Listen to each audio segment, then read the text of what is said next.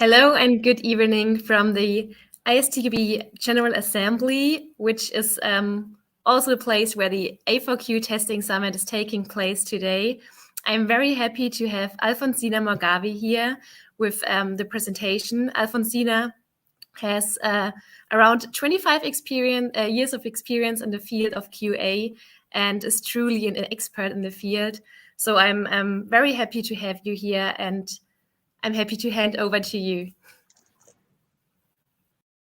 Okay, thank you.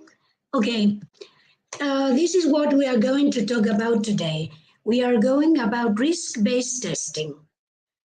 Okay, this is just a definition I wanted to leave you here, but I also want you to remind what ICQB glossary defines as risk. And it says that it's a factor that could result in future negative consequences, usually expressed as impact and likelihood. But let's get into the field.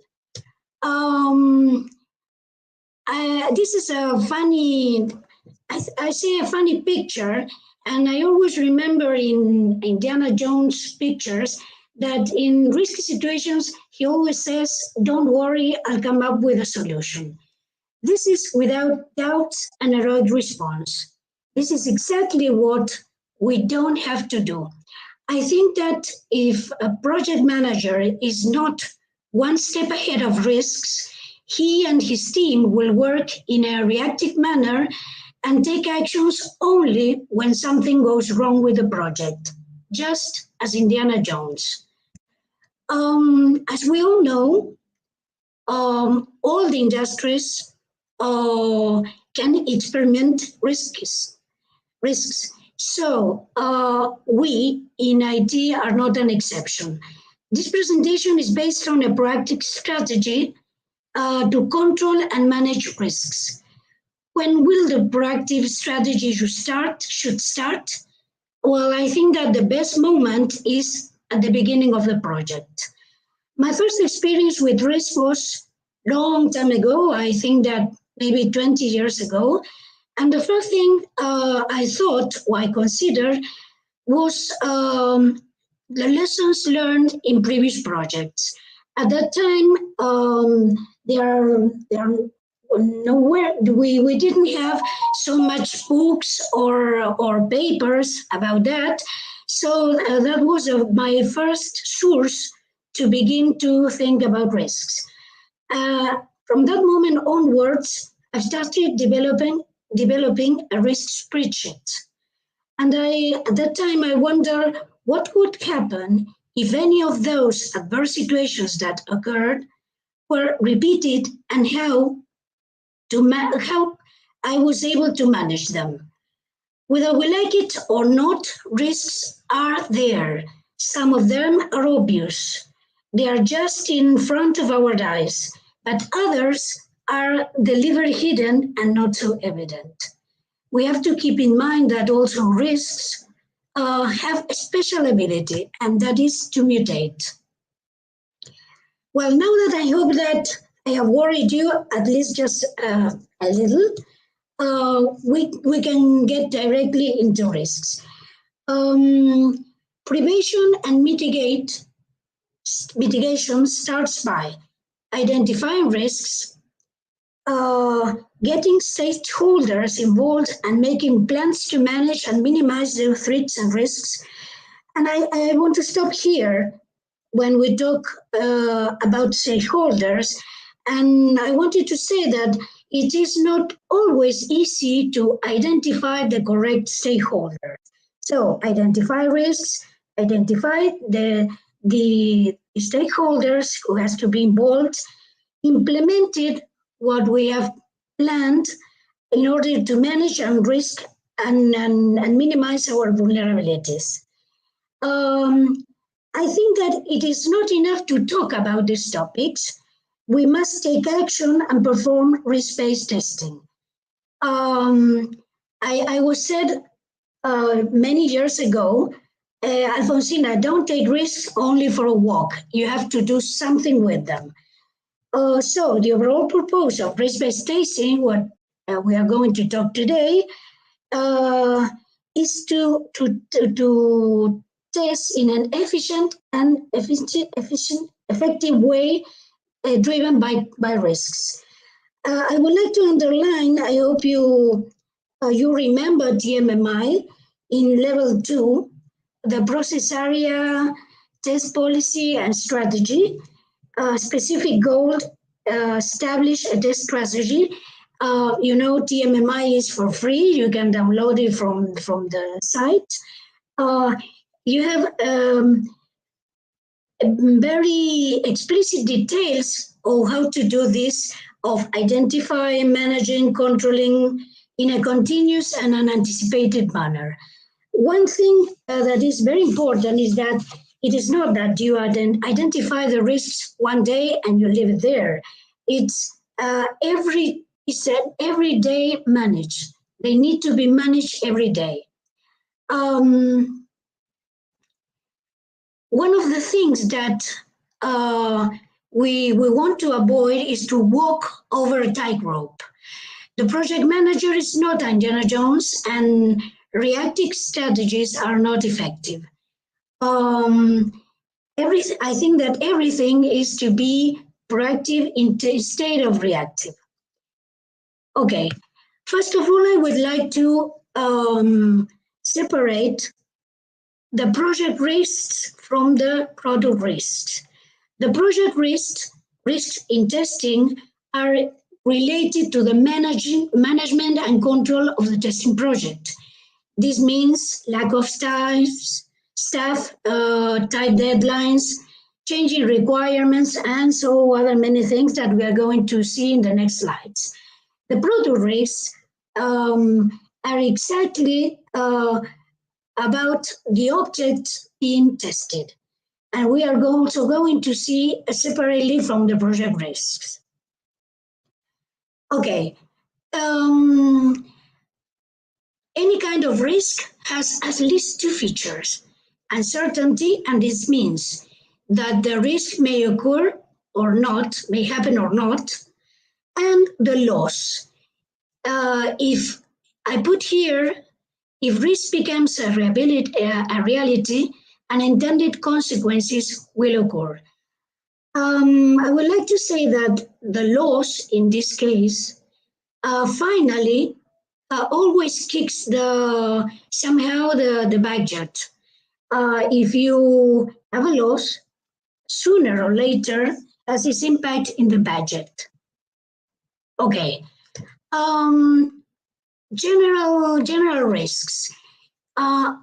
I'm not sure if it is possible to answer all these questions I wrote here, and there are others, but the ones that I wrote here, I think that they are the most important. I don't think it's always possible to answer these questions, at least at the beginning of the project. Some of them, yes. Maybe how critical will the system be for the organization? I think that the business area can tell us how important will be and what it is the system going to be used. Maybe this is a not easy, but a more easy answer. What functionalities are the most critical ones for the business purpose? This is another thing that somehow the business has to answer. But in my last projects, I had experience talking with the business people that everything for them is critical. So this is a very important point to stop and really identify what is critical and what is not critical for the business. Another thing is impact on security. Well, as usual, almost all the companies have a security area so they can look after this. Most significant financial impact. Okay, this is another important thing that at the beginning of the project is very difficult to answer. And what aspects of previous or similar projects cause problem? This answer is that we have is the moment in when we have to take those lessons learned in the past. Other questions. What kind of problems would cause the most unfavorable publicity?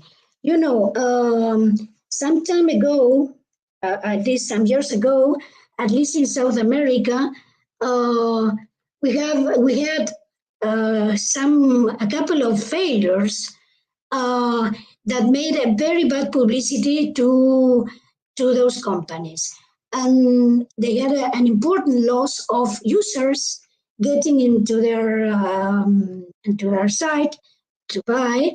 So this is very important. To the publicity is very important.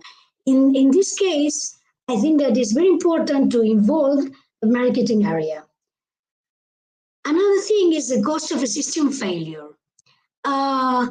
In my previous presentation, the previous presentation I was listening to, Andreas talked about metrics. This is very important. We need to know how much a failure will cost us. And the last one here, what critical decisions are made based on the information the system provides. Some reports are just to know something that it's not going to be important in the future. But just suppose that the information that is provided by the system is wrong, and the CFO takes decision over that on the for the information that was provided by this report. Okay, let's see something more about project risks. I think that is we in general are very optimistic when we evaluate several things. I have been in several projects for the last 25 years, and at least 60% of them, their complexity was underestimated. And the size, I think that the systems somehow have the ability to grow and grow and grow. Well, another thing is if you underestimate the complexity and the size of the project, or you are going to do, of course, bad estimations, at least not realistic. Another problem is when the scope is not clear, maybe because it's not clear because you have interfaces with, I don't know, outside the company, etc., etc., etc., or the business is not absolutely sure of the scope of the system. This is always something that is going to have an influence over the budget. Another important thing is that when you don't have the adequate resources for the project, like tools, right staff, test environment, or everything you need to run the project. Another problem is when stakeholders are not adequately involved. In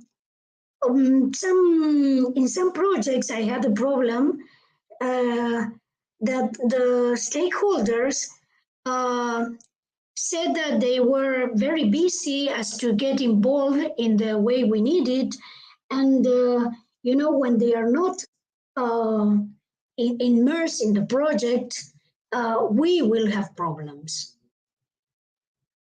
One of the things that, to me, that in the bottom of my heart, I'm still a tester, are the problem with the requirements. When they are ambiguous, obsolete, missing, incomplete, incorrect, or when you can trace them. This is a very big source of risks. Another thing is when when the manager, the project manager, is not aware of all these things, it is possible to make unrealistic planning. So here, this will impact on the budget too. And regarding to the testing itself, we can say that if we don't have a good process or a mature testing process, we will have a problem. If the testers are not involved in the project from the very beginning, or if they don't are trained in the things they need to run the project, if they don't have autonomy to report what they see, or after the execution of during the execution of the project, well, lots of things that I think that we have to keep in mind and never forget about project risks. Okay, you know that I talked a couple of slides before about problems in the requirement. And this is very funny and I like it very much. Even small requirement errors can lead to big problems. This is very funny for me, so I like to share you. Okay, let's see about product risks. At least some of them, the most important under my point of view. You can see it from two different perspectives. The perspective inside out, from the inside to the outside. This is what we are going to talk right now. And the other perspective is outside in. This means that what weaknesses or potential faults may there be in this component? This is relative to testing, to the testers. If one tester had tested a component like this that is going to test now, I think that we can look at after the lessons learned to take care in this test. What kind of input or situations may there be that could trigger failure in this component? The matter is that we really need to use all the lessons learned and to try to understand all the things about the product we are going to test. How do we do this? This technique requires work sessions between the developers, the testing areas, and we need to somehow to clear and to understand very clear how those components work. Outside in is maybe you have quality criteria that are for vertical markets. You know, if you work in health, you have to look after some things. There are also some isotopes and other sources that can somehow have influence in which you are going to test. What I did in all my project, for all my projects, is I designed, like a general list of risk that it is growing and again growing. Yes, it is that I am feeding with each project, with thinking about the complexity, the size, the criticality, everything that I've been learning during these years. Though these are universal risks, we can say, for testing projects, I think that they are very useful. After that, you have to do a special spreadsheet of risks for the project in particular you are working on. Risk catalogs are very, very useful and help us to handle and interpret and to do an interpretation of the fault. Well, some ideas. Before this, I would like to say what should a spreadsheet of risks should have. I think that a spreadsheet of risks may have, wait a minute, I don't want to forget nothing. The identification of the risk, of course, is one.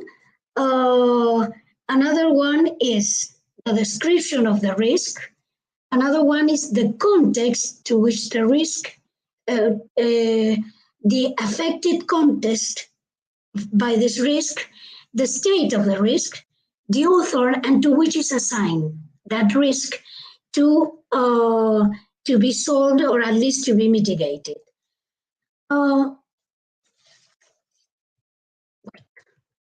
Okay, some ideas. I think that to find out which are the risks for a project in particular, I think that we have to make an effort with all the areas involved, all the stakeholders. I think that another thing very important is to break down the requirements, evaluate the risks associated to each requirement. As I talked before, requirements are a very big source of risks. We have to determine the requirement critical as low, medium, and high, so as to see what is to be, what is mandatory to be tested, what is advisable, or what is desirable. Assign each risk a factor or a coefficient, and create and prioritize the test planning based on the risks, focus on the business needs.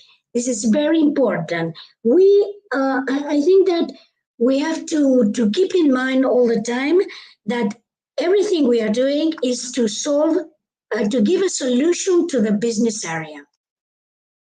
Okay, why does risk-based testing fail at least sometimes?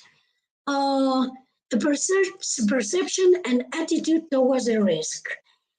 I think that sometimes we are so aware of the risks and we don't classify them in the way they need to be classified. The perception is very important, and this has to be on. It is important to see not the risks with objective criteria, and do something about them. When the testing team is working in isolation without being part of all the project and involved with all the people in the project, this is a problem too. Another thing very important is when a risk, a typical risk, become the norm, you can see that risk in one project and in the next one and in the next one, because you begin to consider that it is not a risk, is what happens all the time in our projects. Another thing is that in some projects I've seen that it is made a spreadsheet of risks and it is not outdated because it is lived. I think that this is everyday work. And another thing for which risk-based testing sometimes fail is when the product and the project risks are managed in the same way. It is important to say that not necessarily all the stakeholders will be involved in the product risks and in the project risks. They are not necessarily the same, okay? Well, after all this, I always try to remind myself some of Murphy's laws. I don't know if this happened to you, but in my projects, these are the 5 rules that are always present. Think that if something can go wrong, it will go wrong. What does it mean? That if something can go wrong, is because there is a risk, maybe revealed, or maybe hidden, very intelligent hidden. Um, Nothing is easy as it looks. We have seen in the previous slides that when we underestimate the complexity or the size of the project, it seems that we look at it as very easy. Everything takes longer than you think. I've been involved in so much projects, and just in few of them, we ended on time and on budget. If there is a possibility of several things going wrong, the one that will cause most damage will be the one to go wrong. Well, this is not all the time, but it happens.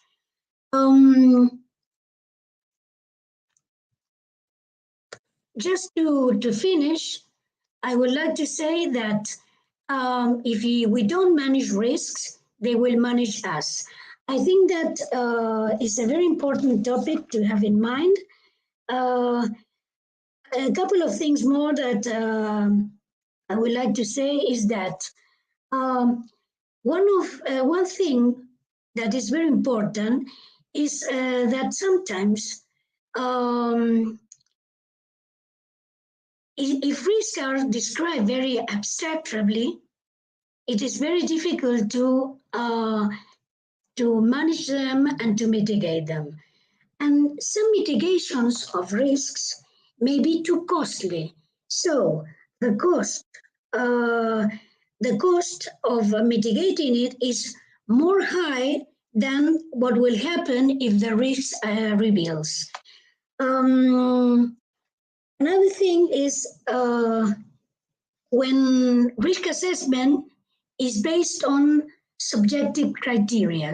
I think that we have to be the more objective as possible, and we have to do meetings to understand the risk that all the stakeholders can find in the project. But though we do that, something always go wrong, and we did not have take care of it. I think I just on time. I don't know if there are further questions. I'm so sorry. I'm very accelerated. I think I explained myself quite good. Yeah, you did. Thank you, Alfonsina, for this presentation. It was very nice to listen to. And yeah, for now, we didn't receive any questions or comments. So there might be some popping in afterwards. So if there are questions coming in, we can let you know. Otherwise, people can also reach you via LinkedIn. Is that correct? Yes. Okay, Yes. so perfect. So if anyone has questions for the from the presentation, just contact Alfonsina directly or put the comments underneath the presentation, just under YouTube, LinkedIn, Facebook, wherever you are watching. And then we are happy to forward this question to Alfonsina. I also want to take this opportunity to thank everyone who was watching the presentations and who was involved in the A4Q Global Testing Summit. This time, first time live from the ISTQB General Assembly. And yeah, stay tuned and keep in line to watch the last presentation, the closing from Stefan and Werner. And thanks to everyone watching. And okay, thank you. Alfonsina. Thank you very much. Bye-bye. Okay. Thank you. Bye.